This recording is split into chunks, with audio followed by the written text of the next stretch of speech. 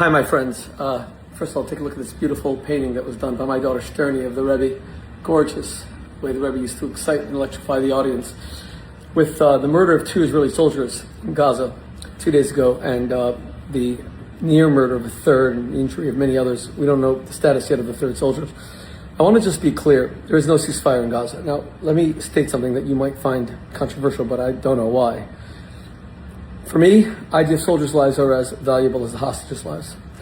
I know that Israel went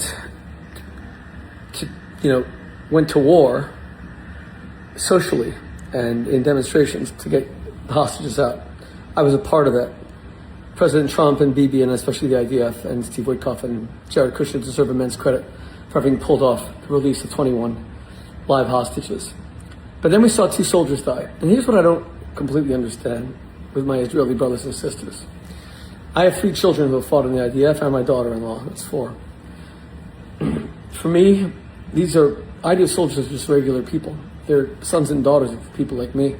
I just was able to spend the Jewish holidays, Rosh Hashanah, Yom Kippur, Sukkot, with my sons and daughters who were at war.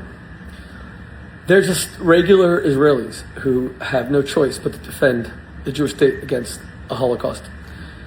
How is it that we don't express the same outrage? Like there were 21 living hostages, thank God. Could you imagine if 2 of the hostages had been murdered as they were being freed? What our reaction would be Hamas are monsters. There is no ceasefire. This is all a fraud. And we would demand that Israel go back to war to destroy Hamas so that they can never do this again. Nobody wants war.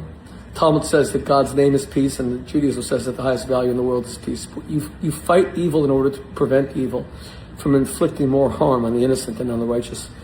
IDF soldiers are the innocent and the righteous. They're everyday people who are taken, and many of them volunteer, but who are drafted or volunteer, like my sons who are in Miluim, the reserves, to defend Israel.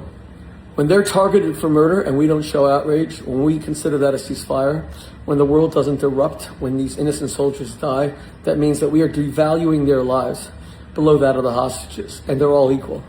I'm a Jew, and I love my people. I'm an American, and I love the United States of America.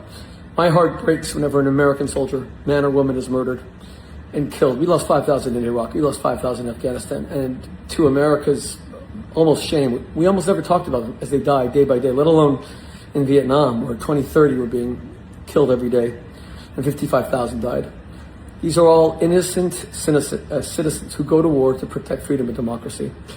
If Hamas dares kill, injure, fire at another Israeli soldier, then Israel has to admit there is no ceasefire and stop them.